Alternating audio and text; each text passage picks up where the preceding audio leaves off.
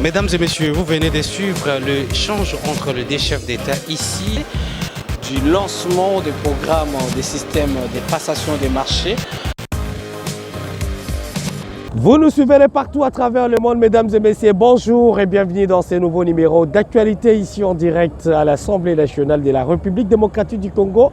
Le moment tant entendu, finalement, la République démocratique du Congo sera investie par le biais du gouvernement souminois, l'oiseau rare qui se faisait attendre et qui laissait presque la République démocratique du Congo par le biais de sa population en suspense sera investi pour ce mardi 11 juin 2024. Nous sommes en direct ici à l'Assemblée nationale pour vous faire comprendre cette belle ambiance, une véritable messe politique dont vous allez recevoir auprès de votre groupe média Top 243 News le temps fort, le moment saignant. Vous aimez bien Top 243 News à cause de son intégralité autour de chaque événement qui se passe ici en direct de la République démocratique du Congo pour le reste du monde. Mesdames et messieurs, restez scotchés pour suivre l'événement de ces jours ici en direct pour comprendre qu'est-ce qui sera dit et qu'est-ce qui va être fait ici en direct. Restez connectés sur Top 243 News et www.top243news.com. Les réactions à chaud, les temps forts, vous aurez le temps de suivre tous ces événements ici. On y revient pour plus de détails.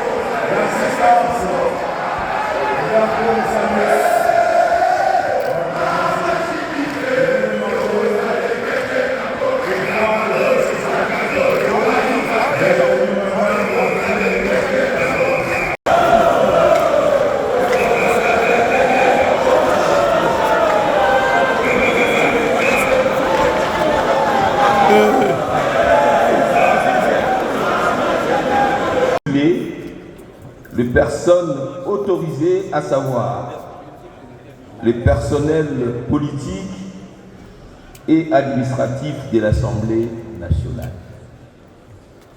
Les invités aux travaux de l'Assemblée nationale, ainsi que les hôtes de la Chambre haute, de la Chambre, s'installent déjà délivrés par le président de l'Assemblée.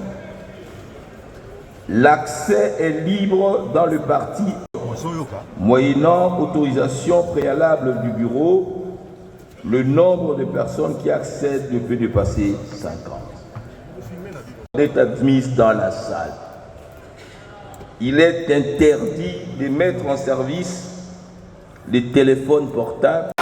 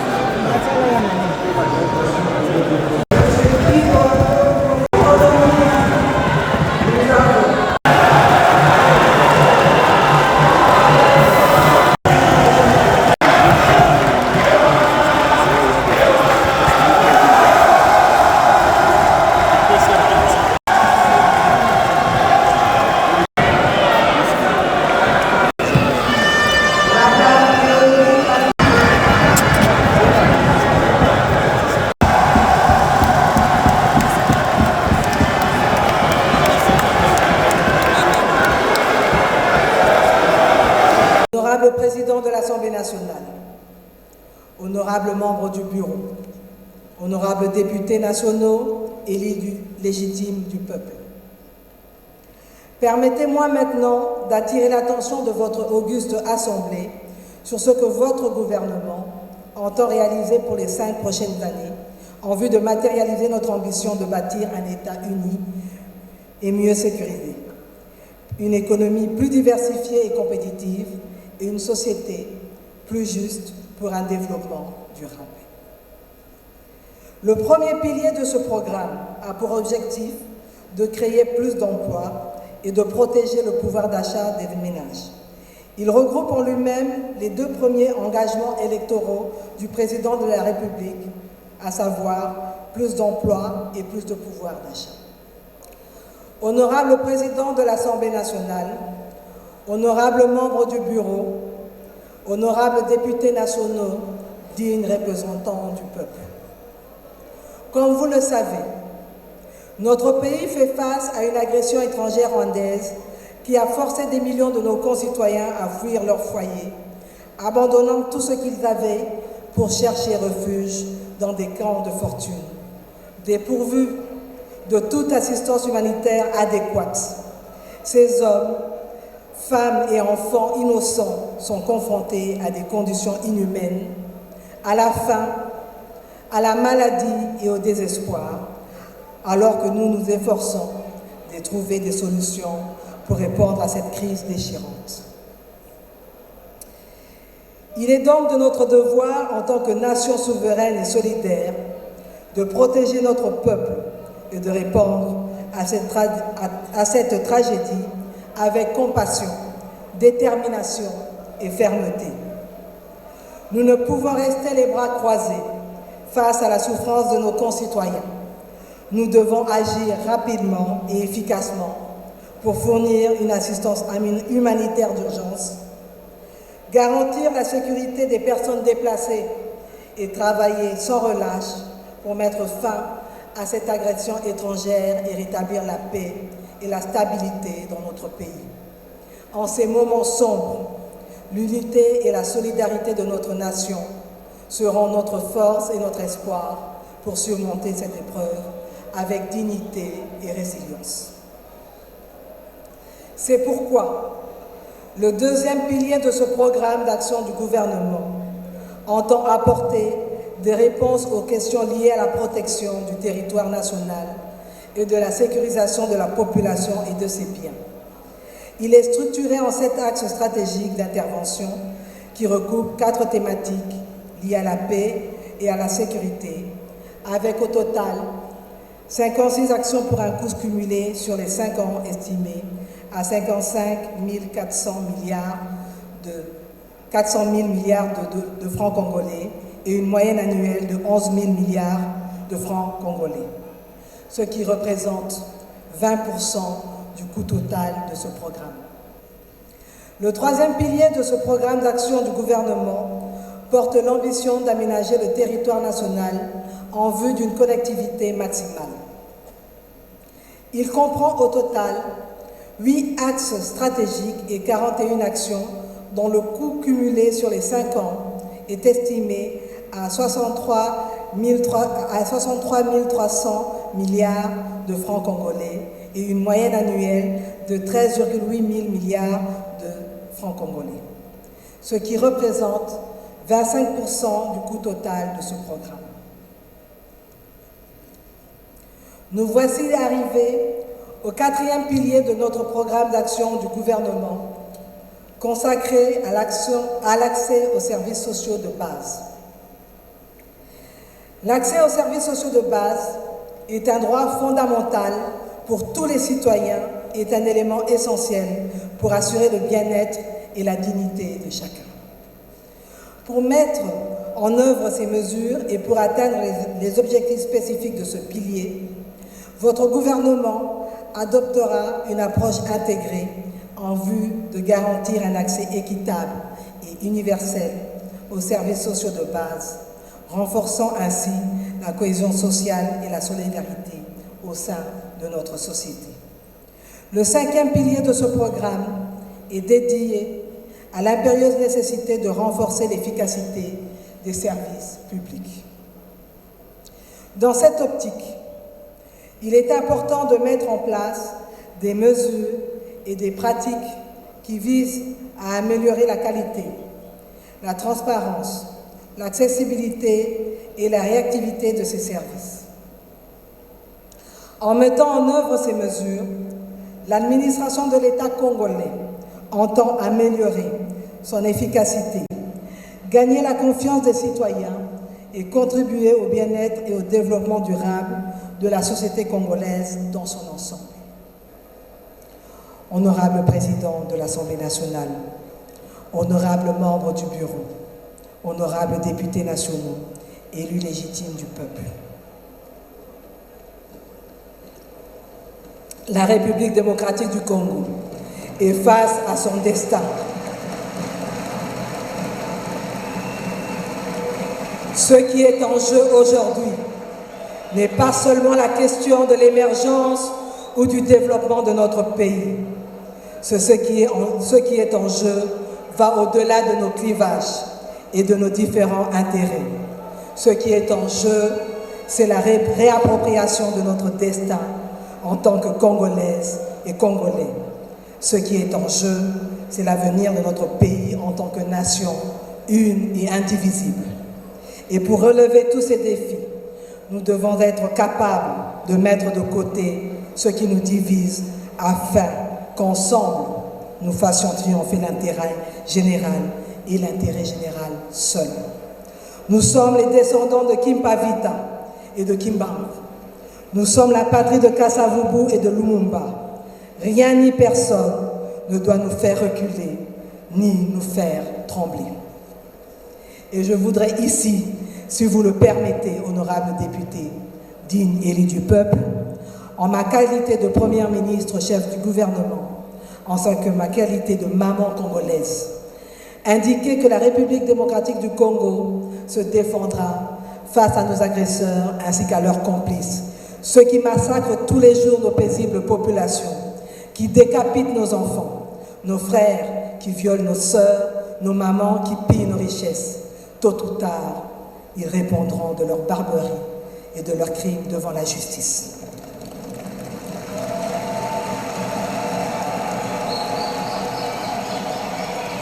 Notre vocation, c'est d'être une puissance au centre de l'Afrique et nous allons nous donner les moyens d'y parvenir.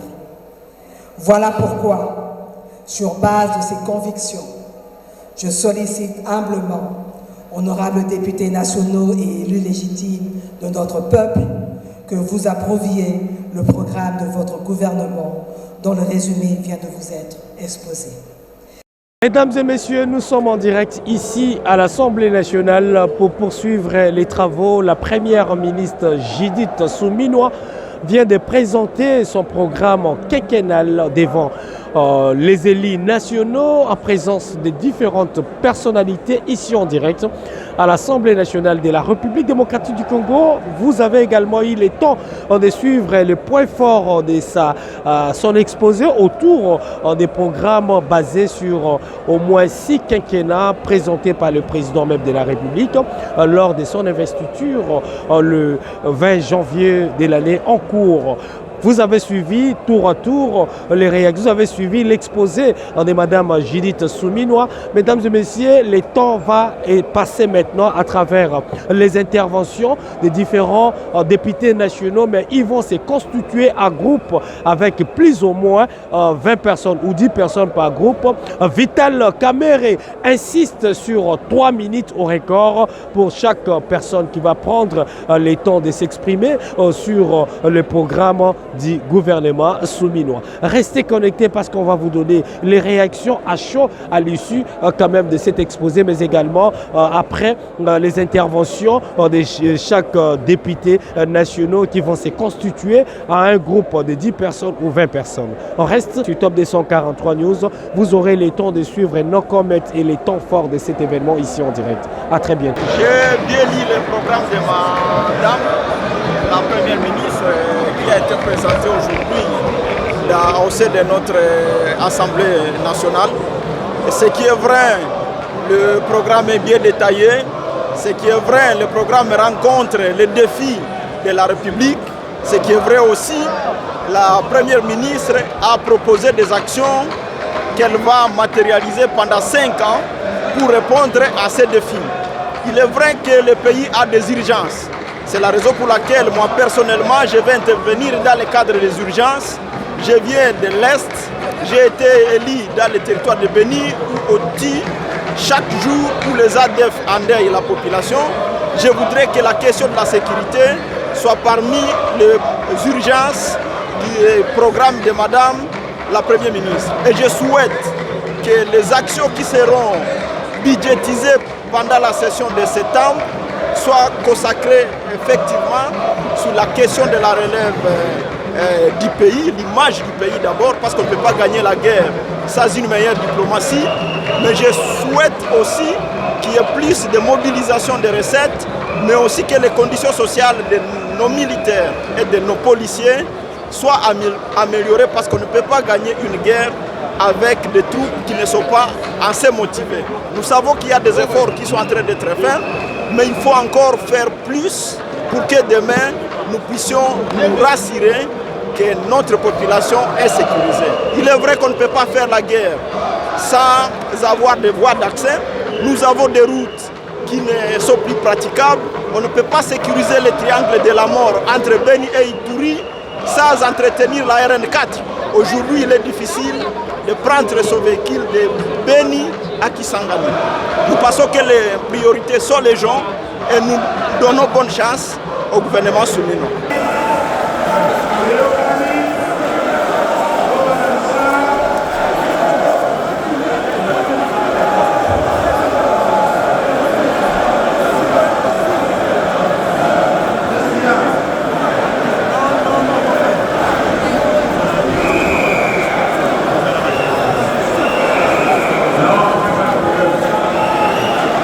Premièrement, je félicite la Première ministre parce qu'elle a prouvé de quoi elle est capable. Et pour moi, c'est une fierté. Comme je l'avais un jour allé dire, c'est une brave femme parce qu'elle a eu à prouver de ce qu'elle est quand elle était au gouvernement. Sa présentation, ça a été une bonne présentation.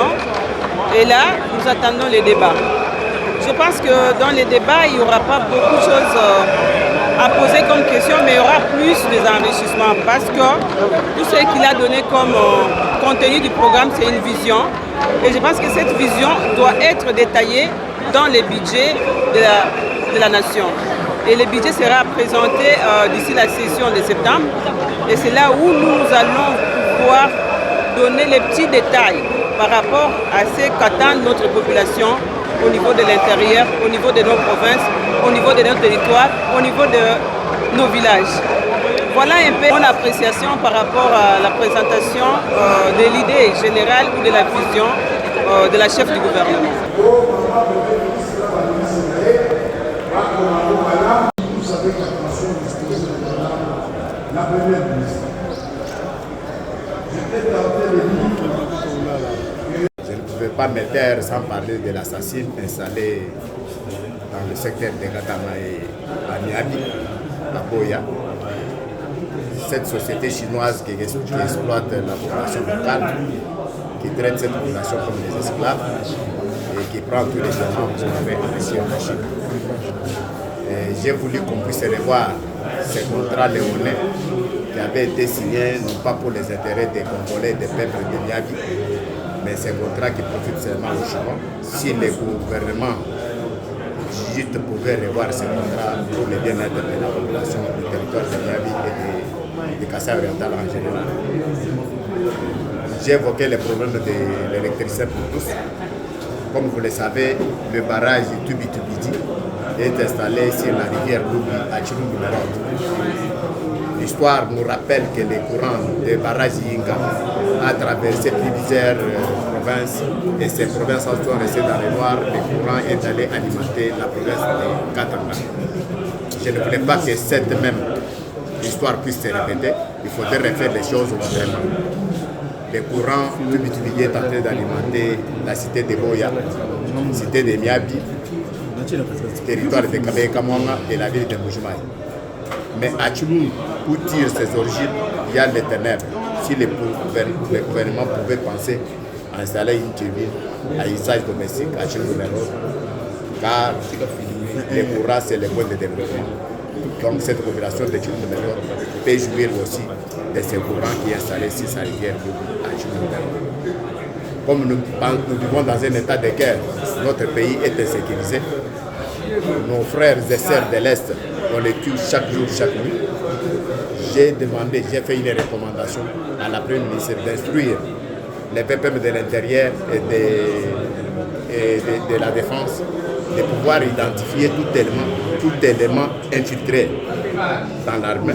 Car chaque fois que nos forces armées veulent faire des prouesses, on les tire toujours vers le bas. Donc, tout cela tire son origine parce qu'il y a des infiltrés au sein de l'armée et de la police. Si la Première ministre pouvait instruire les deux ministres, si vous citez, de pouvoir identifier correctement les infiltrés au sein de la police pour sauver nos frères et nos sœurs célestes. Et j'ai félicité la Première ministre comme une dame. Nos mamans, comme vous le savez tous, nos mamans ont toujours eu un gros cœur. Ils supportent ce que l'homme ne peut pas supporter. Si elle pouvait exploiter les cœurs que Dieu a mis en elle pour pouvoir donner le sourire au peuple congolais. Là où l'homme a échoué, la femme peut faire quelque chose. Nous portons sur elle et nous l'appuyons de toute notre force.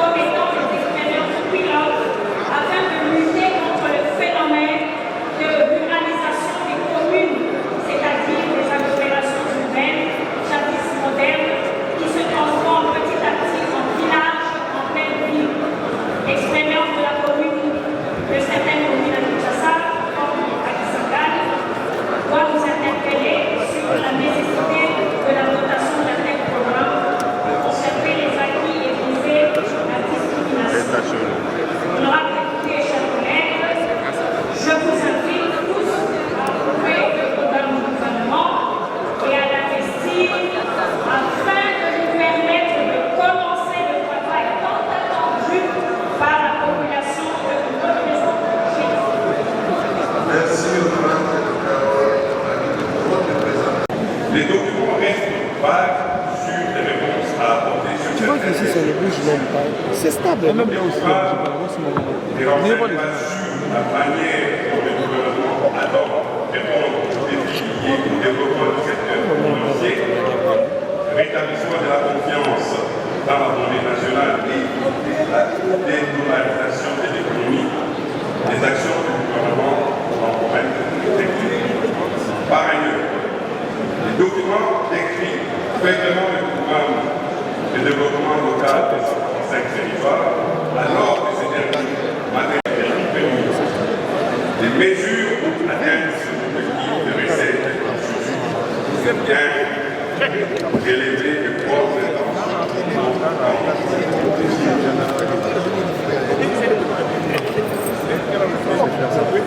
je vais faire aussi une question.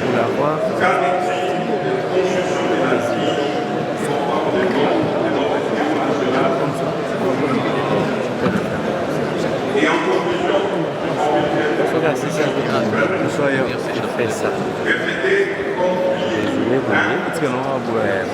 le rétablissement d'esprit à l'est du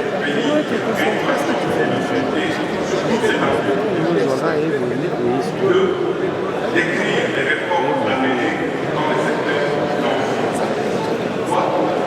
Détailler les actions à mener dans les provinces et dans le cadre de la création des emplois. 4. Inscrire la mise en œuvre et la mobilisation du programme de développement dans ce territoire comme priorité. Espace. Pourquoi espace? Parce que rares les pays africains ont vraiment trouvé l'État pour avoir des responsabilités communes. Honorable Président, honorable député, chers collègues, Excellence Madame la Première ministre, j'ai reçu la copie de votre programme depuis le samedi. J'avais fait l'autopsie. Quelques points ont attiré mon attention. Je commence par la page 18 de votre programme. Le programme.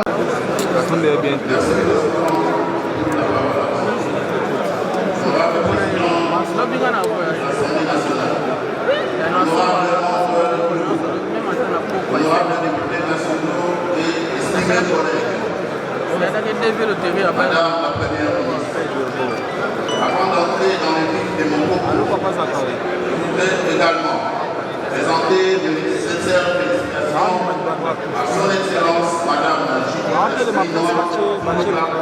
pour sa désignation comme Première ministre de la République par le chef de l'État, son Excellence Félix Antoine Tshisekedi Tshilombo.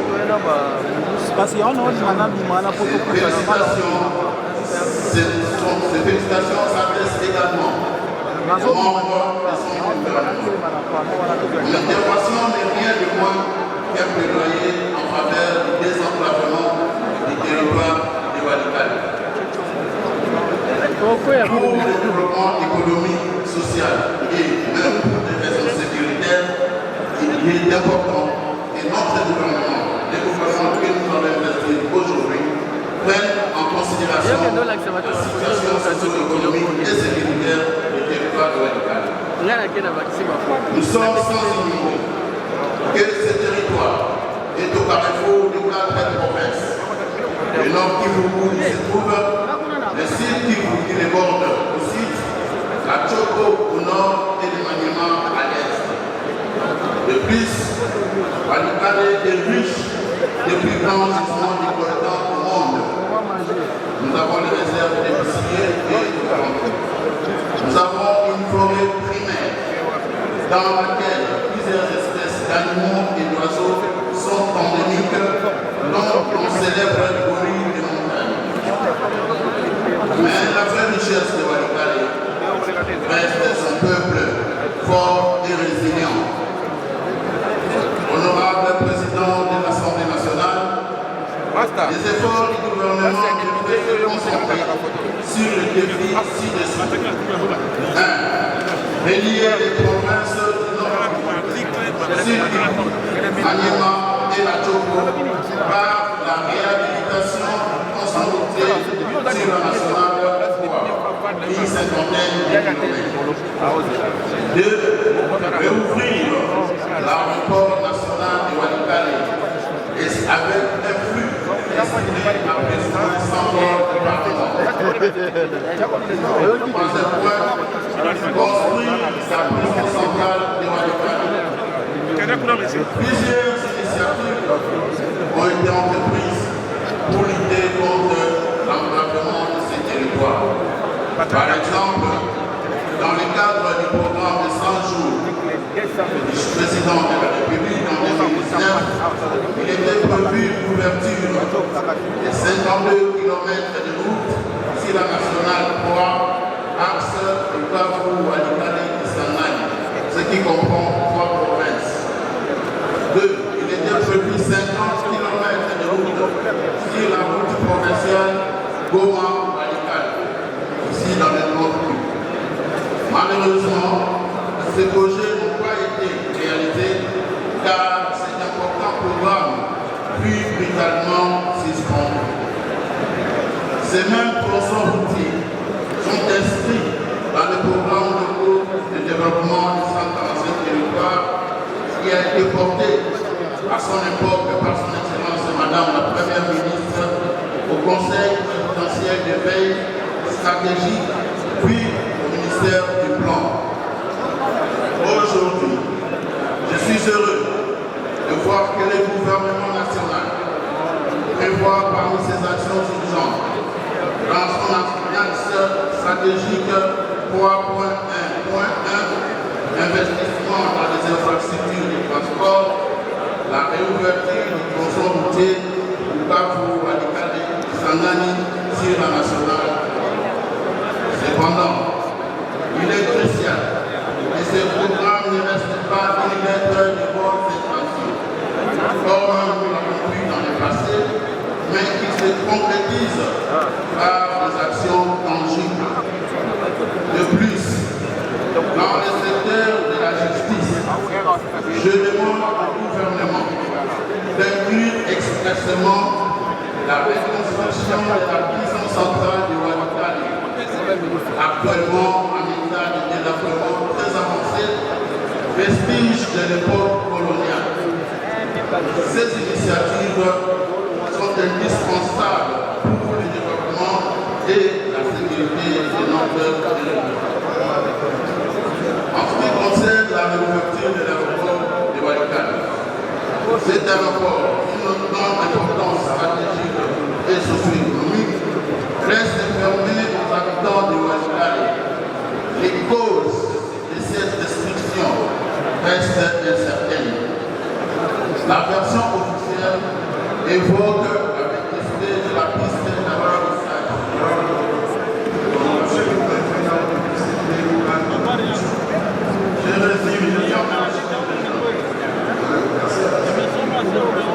Monsieur l'honorable député. Lors de mon dernier passage à Walikale, j'ai été satisfait de constater que les conditions posées ont été prises en compte et réalisées par l'administrateur du territoire, que j'ai de nouveau consulté il y a quelques jours et qui a affirmé que désormais plus rien n'empêche la réouverture de cet aéroport. Je rappelle au passage que la circonscription de Walikale a élu le candidat numéro 20 à 93%, soulignant ainsi la confiance et l'espoir qu'elle place dans la vision du chef de l'État, son Excellence le ministre Antoine Tshisekedi Tshilombo. Il nous faut reconnaître cependant que le PDL 145 territoires a quand même permis de réaliser quelques infrastructures administratives, la construction de quelques écoles de centres de santé, surtout dans les chefs-lieux du territoire. Nous avons même noté l'arrivée de l'électricité solaire par l'agence enseigne. Enfin, honorable président de l'Assemblée nationale, honorable membre du bureau, honorable estimé député, chers collègues, pour toutes ces raisons, je demande au gouvernement d'inscrire expressément dans son programme de développement le début des travaux de la route Bukavu-Walikale-Kisangani, d'inscrire la réouverture de l'aéroport national de Walikale et la reconstruction de notre prison centrale. Aussi, devant notre responsabilité collective, comme élu du peuple, de garantir ici un avenir meilleur à la génération à venir, je demande donc à l'Assemblée ici présente de soutenir le programme quinquennal du gouvernement souminant. Je dis, je vous remercie, honorable. Merci, honorable.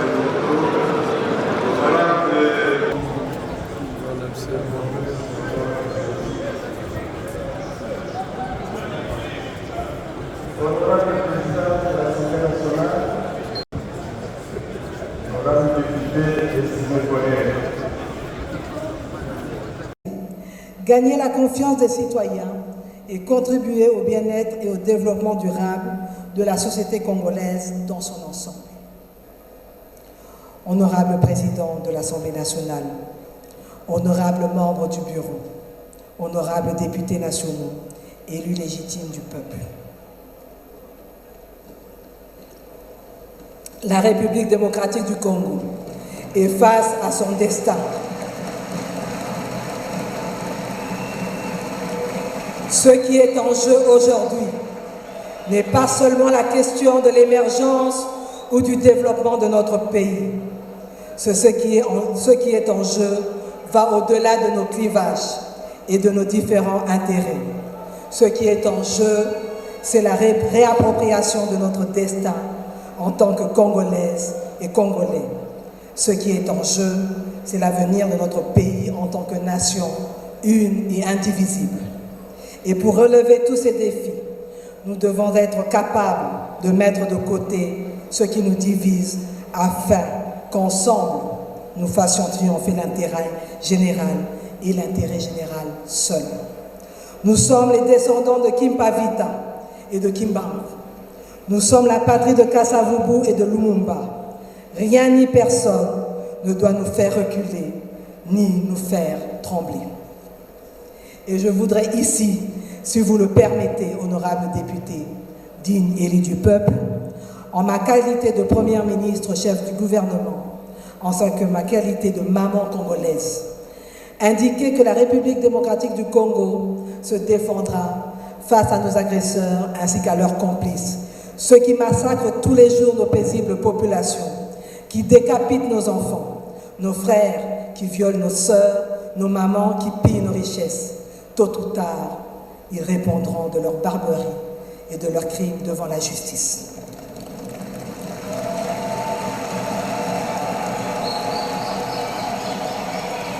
Notre vocation, c'est d'être une puissance au centre de l'Afrique et nous allons nous donner les moyens d'y parvenir. Voilà pourquoi, sur base de ces convictions, je sollicite humblement, honorables députés nationaux et élus légitimes de notre peuple, que vous approuviez le programme de votre gouvernement dont le résumé vient de vous être exposé. La nation, en approuvant à l'unanimité le programme que nous venons très respectueusement de vous soumettre, permettant ainsi à votre gouvernement de se mettre immédiatement au travail. J'ai dit et vous remercie.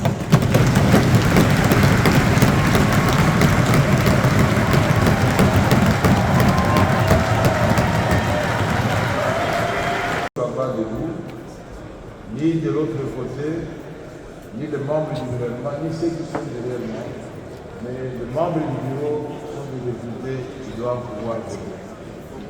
Alors, la première question, ils sont pour l'approbation du gouvernement, du programme du gouvernement.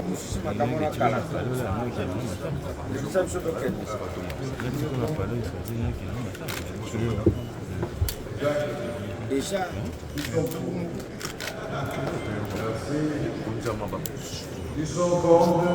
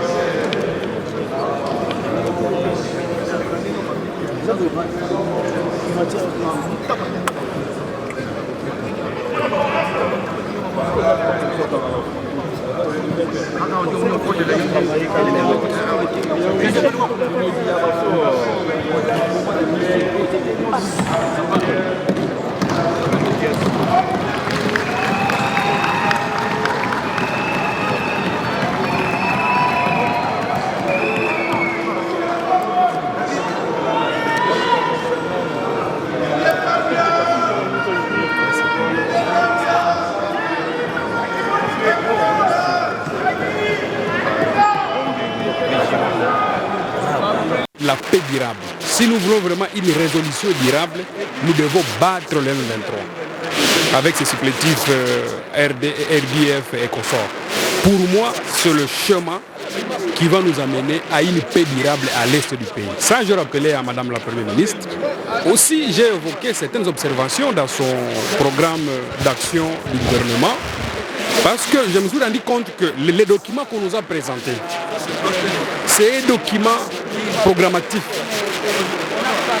Ça manque des éléments très nécessaires qui vont dégager les actes posés pour qu'il y ait développement. Parce que si vous lisez le programme, vous allez vous rendre compte en fait que nous allons faire face à des documents. Il y a un document qu'on appelle PAG, donc c'est-à-dire Programme d'action du gouvernement.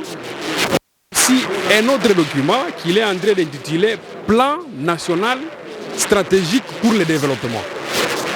Le programme d'action du gouvernement va se focaliser beaucoup plus sur les urgences du moment. Mais le plan national stratégique de développement va s'atteler beaucoup plus sur les exigences du développement. Alors ce plan national n'est pas encore prêt. C'est un programme qui est en évolution. C'est-à-dire ici nous sommes en train de vestir un gouvernement avec un programme qui va s'atteler beaucoup plus sur les questions urgentes du moment. Nous voudrions effectivement examiner le plan national stratégique de développement. Ça, c'est un élément très important. Normalement, on n'allait pas investir le gouvernement. Ça, c'est le programme parce que c'est le programme, c'est en fait tous les documents qui dégagent les axes qui vont nous permettre à faire quoi? À développer le pays. Ça, j'ai évoqué. Une autre remarque, c'est par rapport à la structuration même des programmes d'action du gouvernement. Il évoque dans l'un des axes que le gouvernement sera efficace, efficient, c'est bien bon, n'est-ce pas? Mais à quel degré et à quelle hauteur? Il faut que ces indicateurs se dégagent. Ça, on n'a pas vu dans les documents. Un autre élément, c'est par exemple par rapport à un axe de construction. Les infrastructures. On a parlé de la connectivité nationale au niveau des provinces. Il a oublié effectivement une route nationale très importante. C'est la route, c'est la RN4, Beni, donc c'est-à-dire Kisangani, Beni, Butembo, Goma, jusqu'à chose à Bukavu. C'est une route qui a un intérêt national, mais qui est quasiment oubliée. Et comme vous le savez, le gouvernement passé, on nous avait montré ici que cette route a déjà bénéficié d'un financement de plus de 800 millions de dollars. Et l'ancien ministre des infrastructures qui a été reconduit, allait lancer les travaux, pas de réhabilitation de cette route. Je suis aussi revenu sur les routes à desserte agricole. À la page 32 du programme, la première ministre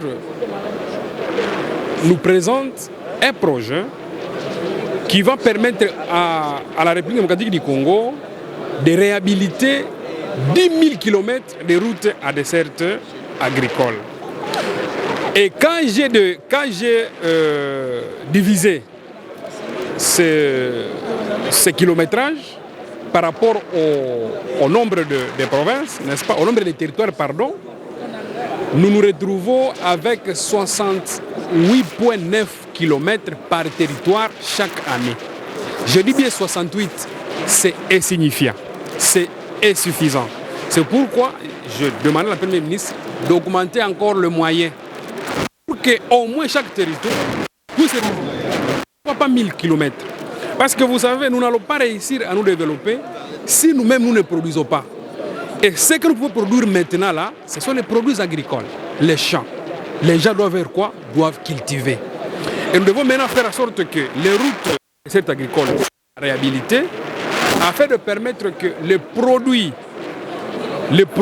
soient orientés dans de grandes agglomérations. Et c'est à travers des routes à desserte agricole. Ça, c'est un élément aussi très important. L'axe de la sécurité nationale.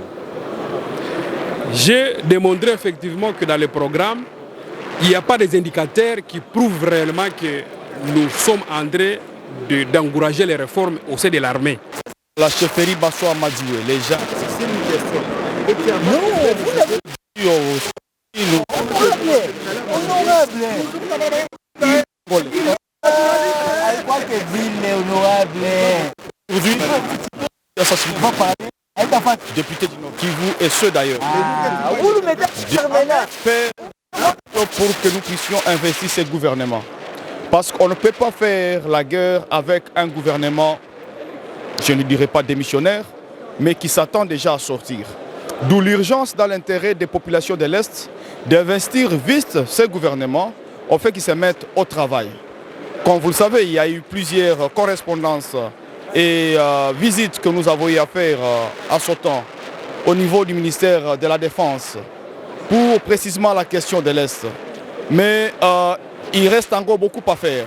Ce que nous pouvons dire ici, c'est d'exhorter le ministre de la Défense et de l'Intérieur de prêter vraiment attention à cette question de l'Est.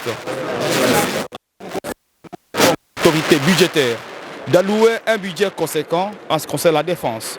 Parce qu'on ne peut pas vaincre l'ennemi, surtout cette guerre à l'Est qui est une guerre asymétrique, on ne peut pas vaincre cette guerre. Aujourd'hui, nous sommes venus installer le gouvernement de son Excellence Madame Judith Tuluka et effectivement, il était question avant qu'on procède à l'installation qu'on pose quand même quelques questions parce que nous avons eu le temps d'analyser le programme présenté. Et concernant notre circonscription de Walikale, effectivement, nous avons posé quelques problèmes. À Walikale, nous avons aussi avec les routes. Walikale est complètement enclavé. Nous avons 3 axes, Bukavu-Walikale, Goma-Walikale, Kisangani, Walikale. Et toutes ces voies sont fermées. Il n'y a pas moyen de circuler. Même voire des fois, la moto ne peut pas passer. Et donc, c'était une occasion de poser cette question. Et nous saluons parce que nous avons vu dans les programmes que Mme Tuluka avait exactement prévu de prendre en compte cet axe routier de la Nationale 3. Autre problème que nous avons amené sur la table, c'était la question de la reprise des activités au niveau de l'aéroport national de Walikale. Aéroport longtemps fermé, raisons techniques. Aujourd'hui, ces raisons techniques ont été vidées parce que l'administrateur du territoire et toute l'équipe locale ont réglé ces questions de la piste et il reste seulement l'autorisation pour que les vols reprennent. Il faut savoir que l'aéroport de Walikale, c'est plus ou moins 100 vols par mois. C'est une zone à forte activité socio-économique et donc le manque d'accès cause beaucoup de préjudice à la population locale. Le troisième point que nous avons mis sur la table, c'était la reconstruction d'une prison centrale pour le territoire de Walikale. La prison de Walikale actuelle date de l'époque coloniale et se retrouve dans un état très délabré. Et donc il était question pour nous de rappeler cela, parce que la justice, c'est aussi les conditions de détention. Il faut que les détenus, les prisonniers, dans des conditions telles qu'ils puissent être réintégrés dans la vie sociale. Et donc, autour de tout ceci, nous pensons que le gouvernement mérite d'être introduit, d'être investi. Et nous avons donc notre soutien au gouvernement qui va sortir ce soir. Il est déjà 1h du matin. Mais le président de l'Assemblée nationale, l'honorable Vital Kamerhe, a promis de terminer ce dossier aujourd'hui, coûte que coûte. Et avec l'ensemble des élus du peuple, nous sommes ici pour en finir. Et donc voilà un peu ce qui nous amène. Oui, mon intervention du fait que j'ai eu l'occasion de faire l'autopsie du programme du gouvernement. Après l'analyse, j'ai trouvé quelques failles, lesquelles failles ont été exposées. Je pense que je suis intervenu sur plusieurs axes infrastructures concernant les routes dans la circonscription électorale de Kazumba, la RN 39, et la route nationale. Et la question de la route Kalamambouji, parce que c'est une route à intérêt économique qu'il faudrait à tout prix terminer, parachever, étant donné que le président de la République, depuis le 10 septembre 2022, avait lancé officiellement et que les gens de mauvaise foi n'ont pas pu faire avancer les travaux. Et aujourd'hui, tout est au rabais. Ensuite, nous sommes revenus sur la question de la réforme de la police, parce que c'est parmi les piliers que la première ministre a inséré dans son programme du gouvernement, qui n'a pas été prise en compte et qui par voie de conséquences, il a fallu qu'on revienne là-dessus pour que la police judiciaire du parquet soit prise en compte. Voilà il y a d'autres aspects éducationnels que nous sommes évertués en donnant quand même des orientations, des suggestions. Et la Première ministre a pris en compte. Et je pense que quelques minutes, elle va revenir consciente pour dire la réalité. Bon, je pense que Mme Souminoa, qui est une personne qui a suffisamment d'expérience, a présenté un programme qui globalement est un programme qui contenait beaucoup de choses qui sont déjà connues et qui sont déjà vues. Et voilà, même d'accord parce que au lieu de prioriser la sécurité, la guerre et la justice, qui sont les grands piliers dont souffre notre pays, elle a priorisé le pouvoir d'achat et l'emploi, alors que nous lui avons démontré que le pouvoir d'achat et l'emploi découlent d'une stabilité au niveau intérieur et ne peuvent pas être accomplis dès lors qu'il y a la guerre et qu'il y a l'insécurité qui fait fuir les investisseurs. Oui, il faut réorienter les priorités parce que c'est un avant-goût. Elle a donné un programme pour 5 ans. Quelles sont ces priorités? Ce sont ces priorités-là qui doivent être réalignées maintenant de manière annuelle dans le budget de l'année prochaine parce qu'elle présente un programme quinquennal, mais le programme doit être décliné par an à travers un budget qui montre l'exécution financière du programme année par année.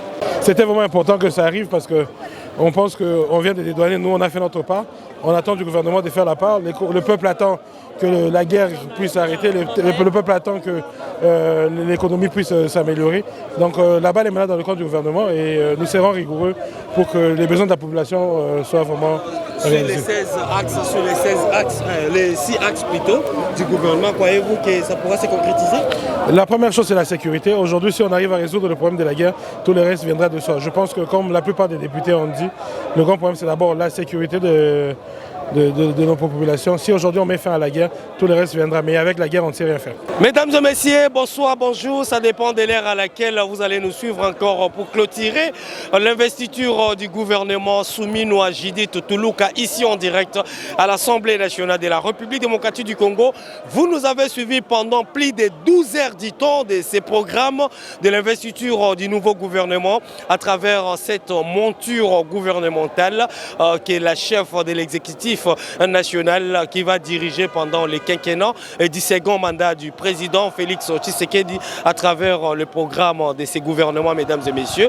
Vous avez suivi 12 heures l'exposition de la ministre, de la première ministre, mais également les interventions des députés nationaux à travers les différents regroupements politiques, mais également les différentes provinces à travers leurs représentants ici dans la chambre basse du Parlement de la République du Congo. Chacun a émis le vœu de voir l'exécution à 100% de ces gouvernements. Depuis 13 heures, mesdames et messieurs, de ce mardi 11 juin 2024, mesdames et messieurs, et c'est à peu près à 3 heures du matin, ici en direct, à l'Assemblée nationale de ce mercredi 12 juin 2024, que vous avez constaté avec nous. Nous sommes ici en direct, où les députés nationaux ont pu avoir libéré par le biais de son président Vital Kamerhe Lwakaningini King, mesdames et messieurs, a pu libérer l'équipe, la nouvelle équipe gouvernementale de Judith Souminoa. Merci parce que vous avez eu le temps également de suivre les députés nationaux ici à travers leurs réactions à chaud. Il y avait eu quelques pauses et revenus encore et madame la première ministre a demandé 30 minutes, tout à fait à ce que vous ayez en temps réel l'information à travers l'investiture de la nouvelle équipe gouvernementale qui sera désormais dirigée par une femme pour la première fois de l'histoire de la politique de la République démocratique du Congo. Merci pour votre attention. Un clin d'œil spécial pour Alistair Makila qui a tenu pendant plus de 15 heures, dit-on, ici. Il a fallu faire le rondo du palais du peuple, mais également avoir les informations autour de la question pour vous apporter en temps réel d'ici et à travers le reste du monde. Merci pour votre attention. D'ici là, portez-vous bien. À très bientôt et bonne journée d'avance pour ce mercredi 12 juin 2024. Pour vous informer de l'essentiel de l'actualité en République démocratique du Congo, il vous suffit de vous abonner sur Top 243 News TV, également nous lire sur www.top243news.com. Au nom de toute la rédaction, nous vous remercions.